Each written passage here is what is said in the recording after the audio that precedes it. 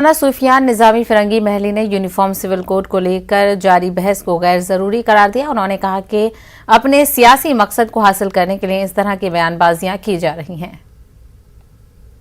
देखिए, जो लोग यूनिफॉर्म सिविल कोड की बार बार बात करते हैं वो कहीं ना कहीं हमारे आईन, हमारे दस्तूर, हमारे संविधान का भी मजाक उड़ाते हैं,